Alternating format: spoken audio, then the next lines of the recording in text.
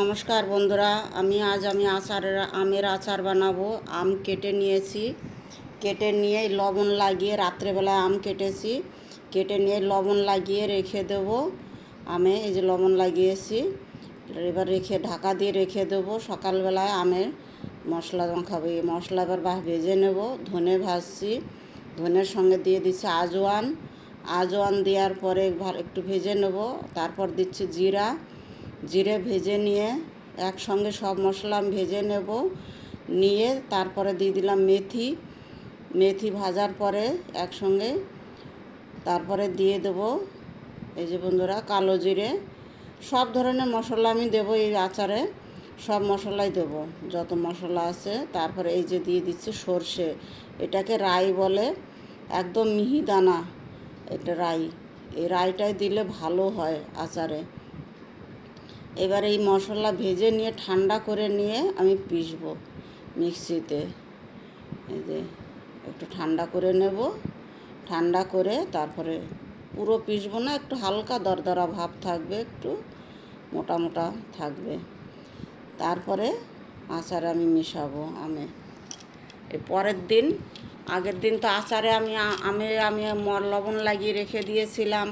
লবণ লাগিয়ে রেখে পরের দিন সকালবেলায় আমি লবণের জলের থেকে তুলে নিয়ে তারপরে এই হলদি লাগিয়ে রোদ্দু দিয়েছি। ওই 3-4 ঘন্টার মতো রোদ দিয়েছি। দেওয়ার পরে আমের অবস্থাই হয়েছে।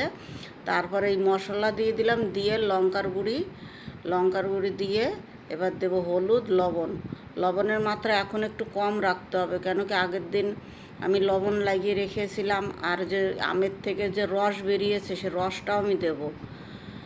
ওই রস আমি ফেলিনি। রসটা দিলে কি হয়, আমটা গলে ভালো, আচারটা তৈরি হয় ভালো। এই 1 কিলো তেল, 5 কিলো আম আছে, আমি পুরো 1 লিটার তেল দিয়ে দিয়েছি।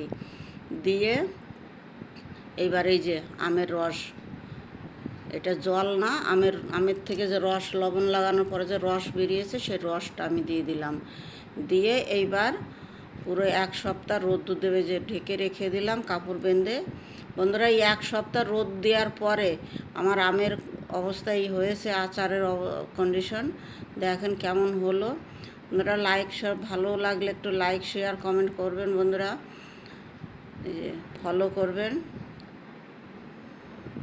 কেমন হলো ভিডিও দেখার জন্য অনেক অনেক ধন্যবাদ। অবশ্যই ফলো করবেন বন্ধুরা, প্লিজ একটু লাইক করে দেবেন, কমেন্ট করে বলবেন কেমন হলো আচার। এখনও রোদ দিতে হবে, আরও 1 সপ্তাহ আমার রোদ দিতে হবে।